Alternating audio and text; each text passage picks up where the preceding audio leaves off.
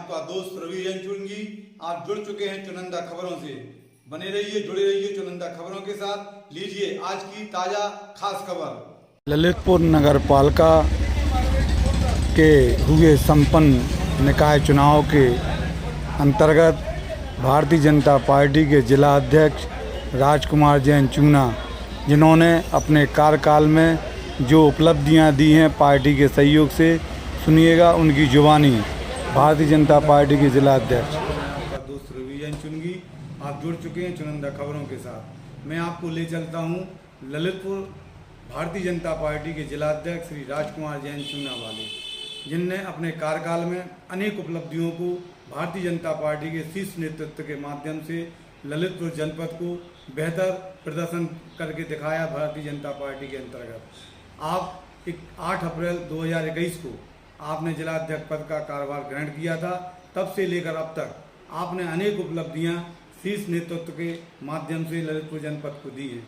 आपने विधानसभा के अंतर्गत जो आपने रिकॉर्ड मतों से अपने प्रत्याशी को जिताया, आपका नेतृत्व सराहनीय रहा। तो वहीं जिला पंचायत अध्यक्ष, तो वहीं 6 ब्लॉकों के ब्लॉक प्रमुख, सहकारिता समिति और वर्तमान में नगर निकाय चुनाव विधानसभा के अंतर्गत नगर पालिका ललितपुर, नगर पंचायत तालबेट, दोनों सीटों पर बेहतर अद्भुत विजयश्री का ताज पहनाकर अपने उम्मीदवार को आपने बेहतर सम्मान दिलाया है। हम आज बात करेंगे राजकुमार जैन चूना, भारतीय जनता पार्टी के जिला अध्यक्ष जो ललितपुर से हैं।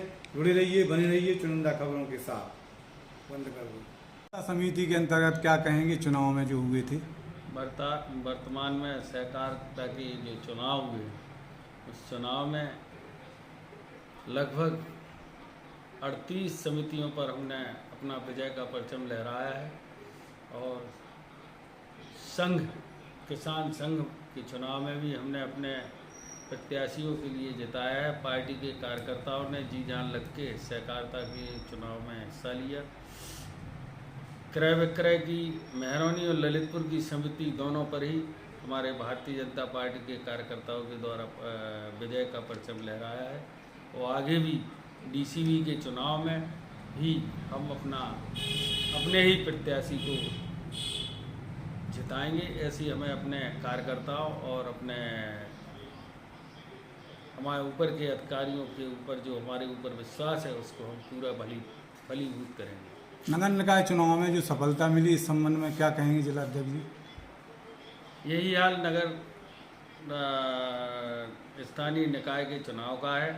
चुनाव में जिस समय हमारे पास भले ही 31 आवेदन थे, लेकिन उन 31 आवेदनों में हमारे पास जो सारे पूरी कोर कमेटी के द्वारा जो नाम निकाले गए, उस नाम के आधार पर जो प्रत्याशी का नाम आया, ऊपर से क्षेत्र और प्रदेश से जो नाम हमें दिया गया प्रत्याशी का, उसके साथ सारे पदाधिकारी और सभी कार्यकर्ता एकजुट होकर एक सूत्र में बंध के उन्होंने काम किया। पार्टी के सभी निर्देशों का पालन किया, जिसके की आज हमारे सामने फलीभूत है।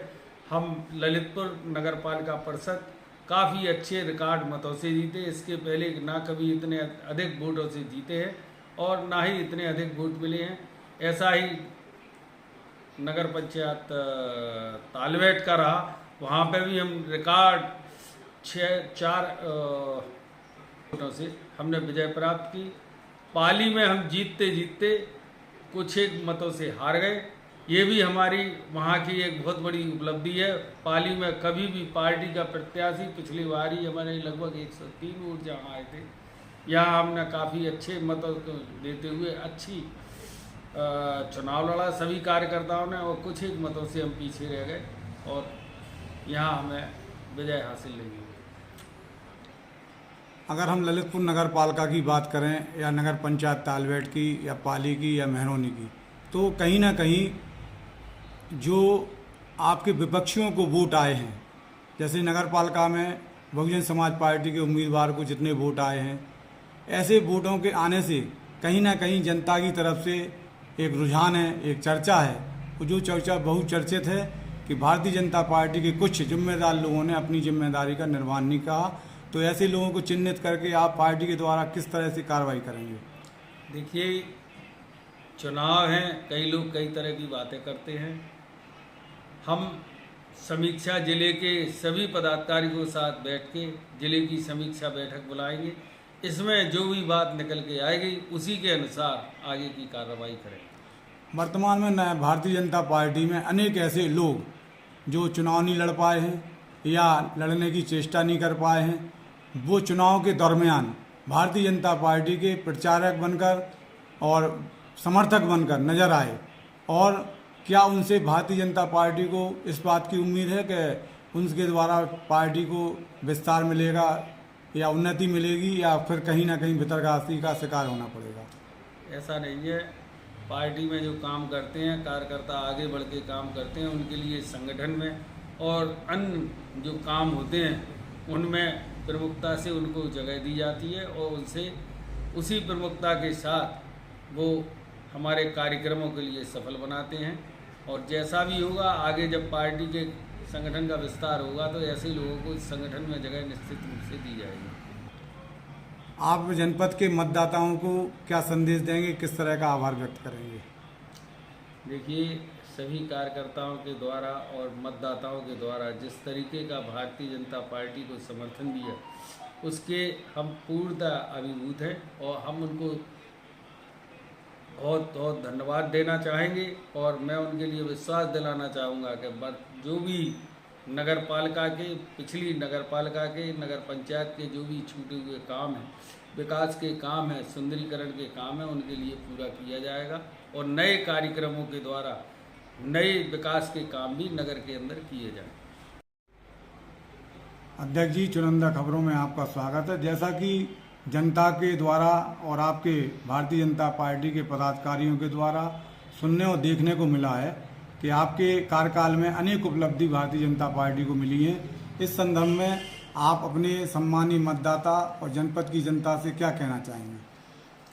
देखिए, जिस समय हमें भारतीय जनता पार्टी के ज़िले की कमान मिली उस समय केंद्र में भी हमारी सरकार थी, प्रदेश में भी हमारी सरकार थी और इसके हमें जब पदभार मिला उसी समय सर्वप्रथम चुनौती आई जिला पंचायत के चुनाव और ब्लॉक प्रमुख के चुनाव। इसमें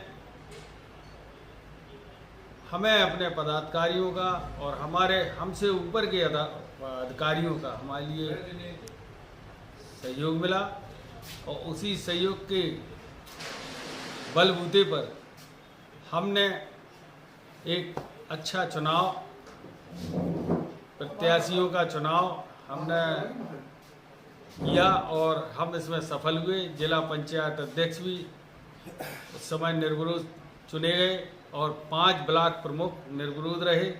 1 ब्लॉक प्रमुख पर हमने जीत हासिल की। इसके बाद विधानसभा के चुनाव शुरू हुए। विधानसभा के चुनाव में जहां कोई कल्पना भी नहीं करता था, हमने अपने कार्यकर्ताओं के बल पर, पदाधिकारियों के बल पर हमने काफ़ी बड़ी जीत हासिल की, जो कि किसी की कल्पना के परे नहीं था। 1 लाख से ऊपर महरौनी, 1 लाख से ऊपर ललितपुर विधानसभा में जीत हासिल की। वर्तमान में निकाय चुनाव में हमारे